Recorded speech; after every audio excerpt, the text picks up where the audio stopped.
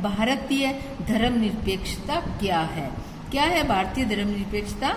भारतीय संविधान में कहा गया है कि भारतीय राज्य धर्मनिरपेक्ष रहेगा, है ना। हमारे संविधान के अनुसार केवल धर्मनिरपेक्ष राज्य ही अपने उद्देश्यों को साकार करते हुए निम्नलिखित बातों का ध्यान रखेगा। धर्मनिरपेक्षता का मतलब क्या होता है कि हम सभी को अपने धर्म को मानने की स्वतंत्रता है, छूट है, और कोई भी सरकारें आती है वो ना तो दबाव दे सकती है ना ही हमारे धर्म को छीन सकती है। इसको हम 3 बातों से समझेंगे। पहली बात है, कोई एक धार्मिक समुदाय किसी दूसरे धार्मिक समुदाय को दबाएगा नहीं।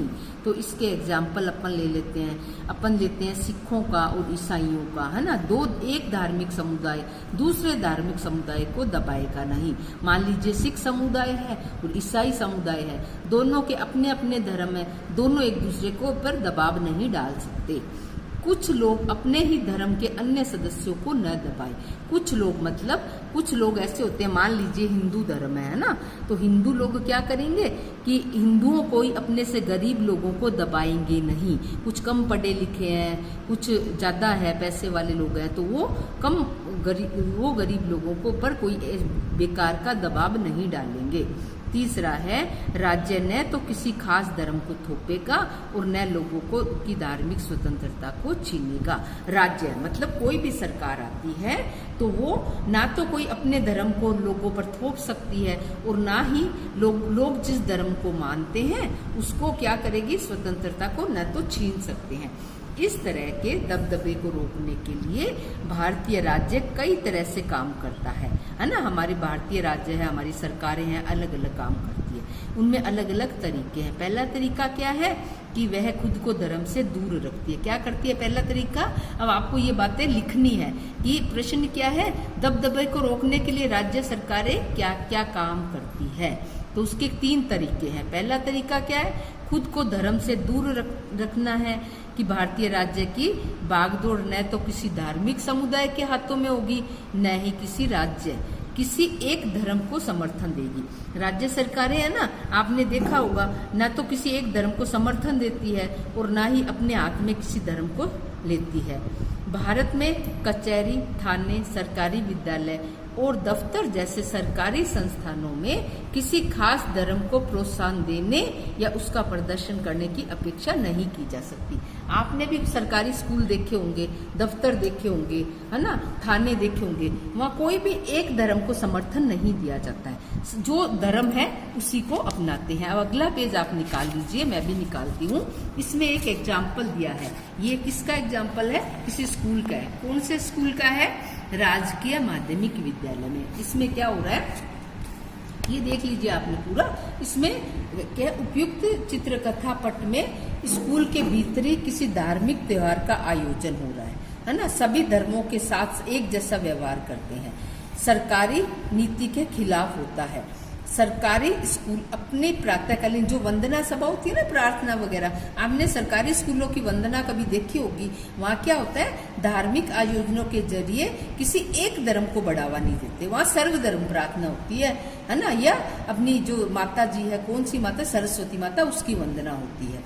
यह नियम निजी स्कूलों पर लागू नहीं होता। कौन से स्कूलों पर लागू होता है? सरकारी स्कूलों पर। अपन एक कोर्ट कचहरी है, सरकारी स्कूल है ना, इन पर ऐसे नियम लागू होते हैं। ठीक है। अब अपने धार्मिक वर्चस्व को रोकने के लिए भारतीय धर्मनिरपेक्षता का दूसरा तरीका क्या है? अहस्तक्षेप की नीति। अहस्तक्षेप का अर्थ होता है किसी भी चीज में अपना इंटरफेयर या हस्तक्षेप नहीं करना। इसका मतलब है कि सभी धर्मों की भावनाओं का सम्मान करने और धार्मिक क्रियाकलापों में दखल न देने के लिए राज्य कुछ खास धार्मिक समुदायों को कुछ विशेष छूट देती है। मतलब कि सभी धर्मों की भावनाओं का हमें सम्मान करना है और उसमें कोई भी दखल नहीं देना है। ये हमारा दूसरा तरीका है धर्म निरपेक्षता को लेके। इसके 3 तरीके हैं, है ना। अब तीसरा तरीका क्या है कि धार्मिक वर्चस्व को रोकने के लिए भारतीय धर्म निरपेक्षता का तीसरा तरीका हस्तक्षेप की नीति। दूसरा तरीका था अहस्तक्षेप की नीति और तीसरा तरीका है हस्तक्षेप, मतलब कि उसमें इंटरफेयर करना। कब इंटरफेयर करना? जब गलत नीतियां चालू होती है। गलत नीतियां जैसे अपन ने पिछले एग्जाम्पल में पढ़ा था, छुआछूत के बारे में पढ़ा था ना, कि अगर छुआछूत होता है तो उसको सरकार को उसमें इंटरफेयर करना पड़ेगा, उसको रोकना पड़ेगा। जैसे कि एक ही धर्म के लोग, ऊंची जाति के हिंदू अपने ही धर्म के कुछ सदस्य जो नीची जातियों के होते हैं को दबाते हैं, है ना, इसको कहते हैं छुआछूत। धर्म के नाम पर अलग थलग करने और भेदभाव को रोकने के लिए भारतीय संविधान ने छुआछूत पर पाबंदी लगाई है ना। तो तीसरा ये हो गया छुआछूत पर रोक, मतलब इंटरफेयर करना। तो ये हो गया अपना तीसरा तरीका। अब आगे हम पढ़ते हैं राज्य का हस्तक्षेप सहायता के रूप में भी हो सकता है। भारतीय संविधान धार्मिक समुदाय को अपने स्कूल और कॉलेज खोलने का अधिकार देता है ना, और गैर प्राथमिकता के आधार पर राज्य में उन्हें सीमित आर्थिक सहायता भी मिलती है। किसके लिए मिलती है? स्कूल खोल सकते हैं पंडित जी, है ना, और क्या खोल सकते हैं? कॉलेज खोल सकते हैं, इसके लिए सरकार सहायता देती है। भारतीय धर्मनिरपेक्षता दूसरे लोकतांत्रिक देशों की धर्मनिरपेक्षता से किस प्रकार अलग है, अब इस पर हम अगले वीडियो में पढ़ेंगे।